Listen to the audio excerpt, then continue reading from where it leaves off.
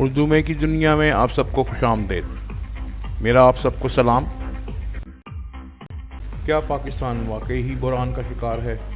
2022 کا سال پاکستان میں سیاسی بحران، معاشی عدم استحکام اور تباہ کن سیلاب کی وجہ سے کافی نقصان میں رہا۔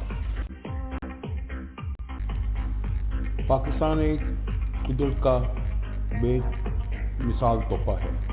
یہاں پہ دنیا کی تقریباً ہر چیز پائی جاتی ہے۔ 4 قسم کے موسم ہیں، 3 قسم کے مشہور ترین پہاڑی سلسلے ہیں، دنیا کا گہری ترین سمندر بندرگاہ یہاں پہ ہے اور ٹیکسٹائل ملبوسات کا بادشاہ ہے۔ پاکستان کو اس وقت جو سب سے زیادہ مشکلات پیش آ رہی ہیں وہ درآمدات میں ہیں۔ توانائی کے شعبے میں پٹرول، گیس اور دوسری چیزیں یعنی کہ پام آئل اور خام کپاس پاکستان کو درآمد کرنی پڑتی ہے اور اس کا ٹوٹل خرچہ تقریباً $21 بلین ہے۔ اس کے بعد اگر ہم پاکستان کی دوسری چیزوں کی طرف دیکھیں تو ہمیں نظر آتا ہے کہ پاکستان کی ثقافت میں خلیج فارس، ہند اور عرب ثقافت کا بہت سارا وجود شامل ہے۔ یہاں پہ بیسک شناخت مسلم ہے اور جنوبی ایشیا، مشرقی وسطی اور مشرقی ایشیا کے مرکزی ثقافتی احاطے میں ایک الگ ثقافتی تشکیل ہے۔ پاکستان کی معیشت کیسے ٹھیک ہوگی ابھی یہ کسی کو نہیں پتا۔ پچھلے کچھ سالوں میں بہت ساری غلطیوں کی وجہ سے حکومت کی ناقص پالیسیاں اور لوگوں کا تعلیم کی طرف توجہ نہ ہونا ایک بہت بڑا مسئلہ رہا ہے۔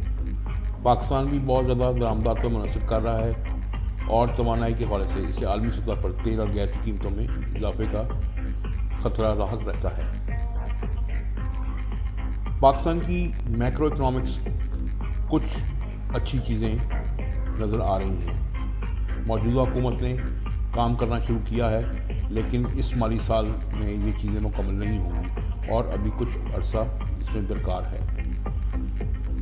پاکستان کے دوستوں نے یعنی چائنا نے، سعودی عرب نے، دبئی، قطر اور دوسرے ملکوں نے بہت مدد کرنے کی کوشش کی ہے اور وہ مسلسل کر بھی رہے ہیں، لیکن اس کے باوجود بھی پاکستان میں دہشت گردی کا بھی افغانستان اور ایران کے ساتھ ایک سلسلہ چل رہا ہے۔ پاکستان اور چین طویل عرصے سے ان چیزوں پہ کام کر رہے ہیں جن کا کچھ نہ کچھ اچھا نتیجہ کسی نہ کسی وقت نکلے گا۔